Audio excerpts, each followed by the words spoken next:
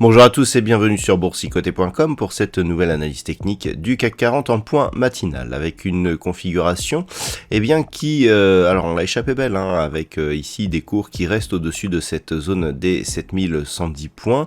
On a comblé le gap qui s'était ouvert hier, mais globalement on reste ici au-dessus de ce support alors que du côté des États-Unis, hier soir nous avons eu les résultats de Facebook qui ont été très décevants et qui ont provoqué une forte baisse après la hausse que les marchés avaient connue après la fermeture des marchés européens. Donc on préserve ici cette zone de support et donc on reste ici dans cette dynamique haussière au début d'une séance qui pourrait être capitale pour la suite.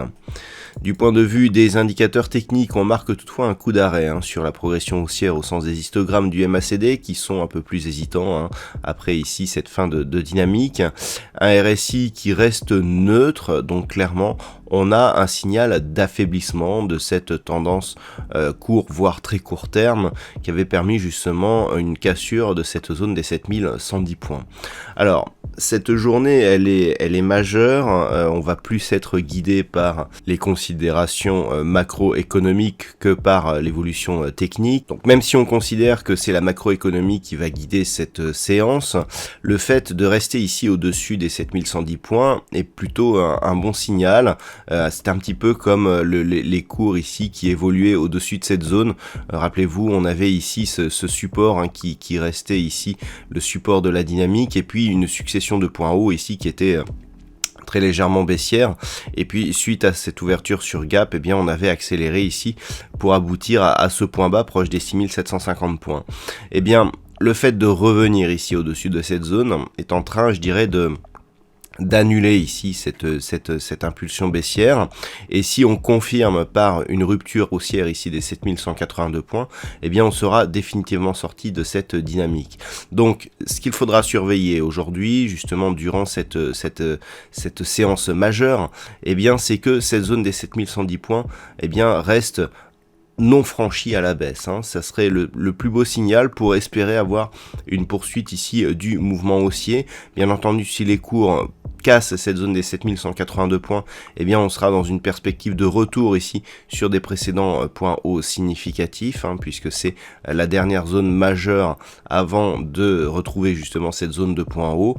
Et bien entendu, si on casse à la baisse ici la zone des 7110 points, clairement, on aura un signal de possible reprise du mouvement baissier qui pourra accélérer sous 7015 points. Voilà donc ce que l'on peut dire d'un point de vue technique sur cette configuration.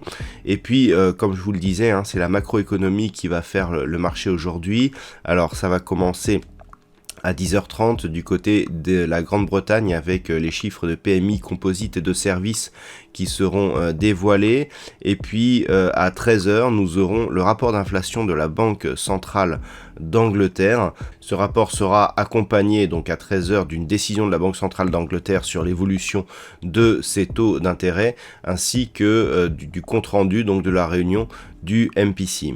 Et puis à 13h45 nous aurons les taux de la Banque centrale européenne qui seront dévoilés avec donc une déclaration de la politique monétaire de la BCE suivie d'une conférence de presse donc avec Christine Lagarde qui aura lieu à 14h30. À 14h30, du côté des États-Unis, nous aurons aussi les inscriptions hebdomadaires au chômage.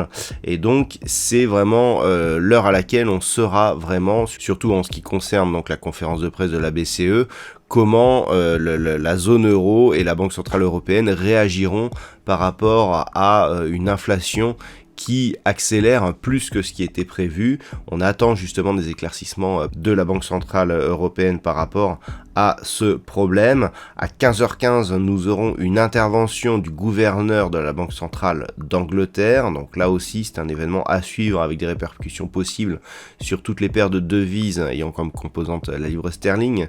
Et puis du côté des États-Unis, enfin, à 16h, nous aurons l'indice PMI non manufacturier de l'ISM. Voilà donc pour cette séance relativement dense. Je vous rappelle qu'à partir de 14h, je vous propose un trading live pour couvrir justement les annonces de la Banque Centrale Européenne et ses répercussions possibles sur les marchés. Donc comme habituellement, ce sera sur la chaîne YouTube boursicoté.com, totalement gratuitement et en accès libre.